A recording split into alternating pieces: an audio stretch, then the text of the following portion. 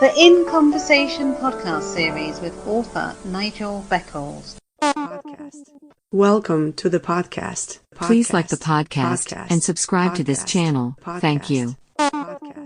Have you experienced several failed relationships or been through a divorce? How can you avoid making the same mistakes again? How to avoid making the big relationship mistakes is out now. Hi, my name is Nigel Beckles. My new book is packed with practical and common sense strategies that you can use to make better relationship choices. Now you can discover the dangerous myths about love. If your relationship expectations are realistic, why you could be falling in love for all the wrong reasons. How to avoid making the big relationship mistakes. It's a book that could change your life. Available from Amazon.co.uk. Kindle version also available. Please join us for the very first Indie Pods United Convention. This online event is for both new and veteran podcasters, where we will listen and learn from each other. The online Indie Pods United Convention begins on the 29th November through until the 3rd of December 2020, featuring amazing shows and information to learn more about the great world of podcasting. For more information and to register for this unmissable event, please visit the website now, indiepodsunited.com. Indie Pods United Convention. Together we listen. Sponsored by Pinecast, Reset Business Consulting, the SJ Network, Rocabella, Cami, and Kelly. Welcome back to my In Conversation podcast series. My guest for this episode is an American author, Genesis Amaris Kemp. Hi Genesis, welcome to my podcast series. How are you? I'm doing well, and yourself? I'm very well, thank you very much. So Genesis, where do you live? I reside in Houston, Texas, so the U.S. Okay, and what's it like there? Very humid, hot. It is a melting pot. You see people from all cultures and backgrounds, which is one aspect that I love. It's very big living where I am. You definitely have to have a car, because if not, you may be stuck, especially when you live out in the burbs. So that's suburbs. And it's just really cool. Houston has been my home for 29 years, but I am definitely first generation American. So whenever I want to get away, I just go down to the Caribbean where my family's from. Okay, so did you grow up there then? No, I grew up in the state. Has there been a particular life experience that you believe dramatically changed you as a person? Yes, working in corporate America. Man, until the recent elections and a little bit before that, I never really experienced racism until now, like the past 2 years. Like there's so much social unrest, there's so much political turmoil. There's people who can't get along with others due to the way they look and the color of their skin. And I'm like, at the end of the day, we all bleed red. So I'm not sure why we are so divided. Yes, well, racism is still an ongoing problem all over the world. So you describe yourself as a visionary. So what does that involve? A visionary is a person that can see beyond the current situation, a person that is not willing to let certain life circumstances stop you or stunt your growth.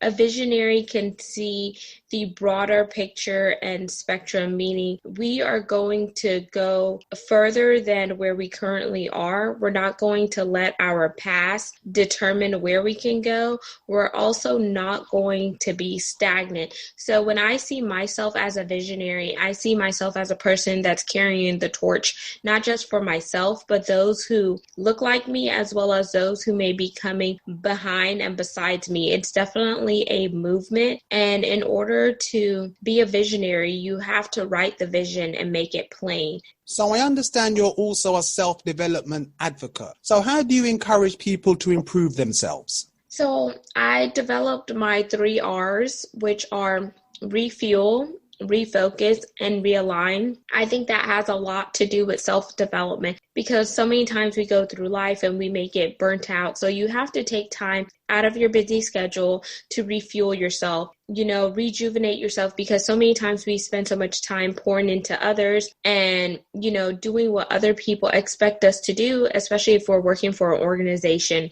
refocus on where you want to go and what your mission statement is. We all have our mission statement, and it's not going to look alike, and you have to embrace your uniqueness. Realignment is a form of recalibrating yourself, realigning and readjusting to not just the current climate that you are in, but to yourself, meaning what can you do to better yourself to take you from point A to point B to point C, because you have to understand that life is a journey. It's a marathon, not a sprint. So you constantly have to work on becoming a better version of yourself daily and not letting people place limitations on you, because when you let people control you, that's taking the power away from you and what you can do.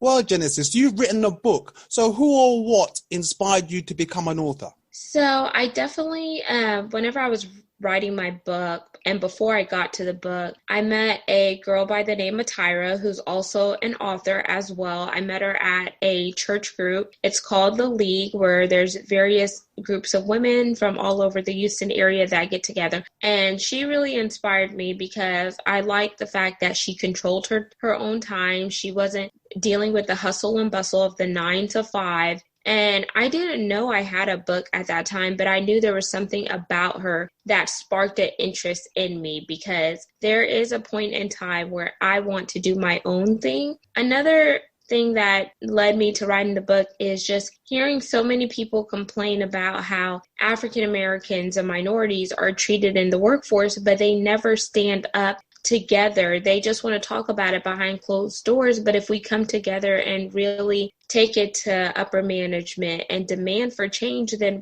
we can definitely accomplish that. But if you're expecting one person to go and carry the torch, but you don't want to share your experiences, can you really validate one person's experiences over a plethora of experience? I don't think so. So I was like, okay, you know what? Enough is enough. I'm done being quiet. And this book isn't just for me, but it's also to help motivate, inspire, and encourage other people to tell your story too, because your story is what is going to set other people free. Your story is going to help someone, jump over that hurdle. Your story is so powerful because it's a part of you and what you have endured. So we can't allow fear, false evidence appearing real, grip us to the point where it's crippling us. So what is your book called and what is it about? So my book is called Chocolate Drop in Corporate America, From the Pit to the Palace. Even though my title may be controversial, whenever you look at the cover of my book, you can see all ethnicities on the cover of my book. You also see everyone from different career fields, whether you're in construction, you're in the medical field, finance, business, or whatever. This book applies to you. And then I have a world in the background letting people know that these systemic issues don't just happen in America, but they happen worldwide. But it's so imperative that we address these issues and we call out those unconscious biases. And the book will walk you through my journey of how I was slighted working for a particular Fortune 500 company. I've been at the company for 7 years. I started there as an administrative assistant. So at the bottom of the totem pole, I kept hearing that I wasn't good enough. I changed my entire degree to accommodate the company in hopes of getting ahead. Once I got my degree, I had to jump through hoops to get into the professional role. Once I finally got into the professional role, they were still paying me as an admin. But it wasn't until recently when I stood up and spoke out during the whole Black Lives Matter movement, whenever the vice president had called some of us who looked like me in a room. I kid you not, it was less than 30 people, and he asked me what I thought. I shared my insight, and literally a week later, I got a 20% increase to my salary. So for the past 3 years of being in my current role, which is a professional role, I was underpaid by 20%. If that's not a slap in the face, I don't know what is. And I was like, okay, you definitely have to be bold, because had I not been bold, they probably would have never adjusted my salary. I would have probably still been categorized as an admin, knowing that I'm doing the work of a professional. This book is going to take you through how to really take your skills and champion them, meaning you have to be an advocate for yourself. You have to take ownership of your career, because no one is going to come to you and say, hey, I have this great role. you have to be the forefront. You have to be the leader of your own success. And I'm definitely, promoting inclusion and diversity because it takes all of us coming together in order to win and in order to truly walk out that teamwork. And I like to tell people teamwork is dream work. There's no I in winning. It takes a group of people to win together collectively. So we definitely have to put aside our differences and work on building wealth, building success. And you can see that whenever you partner your skills with someone else's. Because so many times everyone is in competition with one another instead of complementing one another, if that makes sense. Makes perfect sense.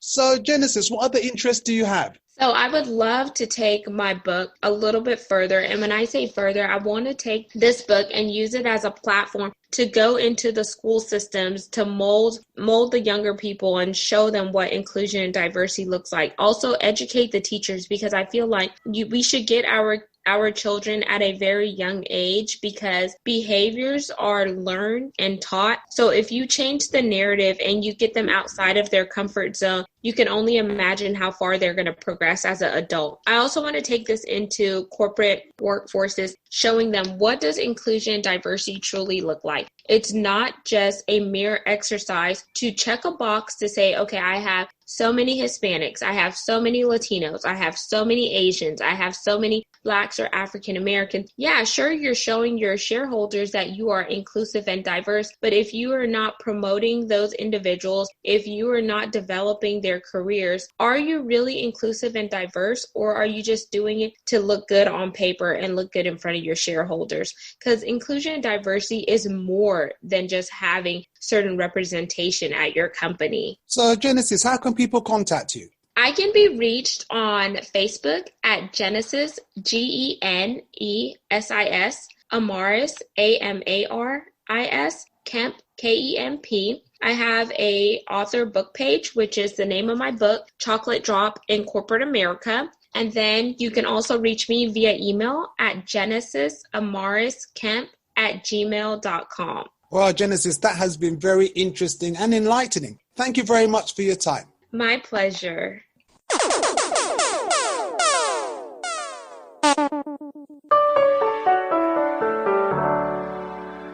If you are interested in being a guest on the In Conversation podcast series, please visit the website authornigelbeckelspodcast.com. Thanks.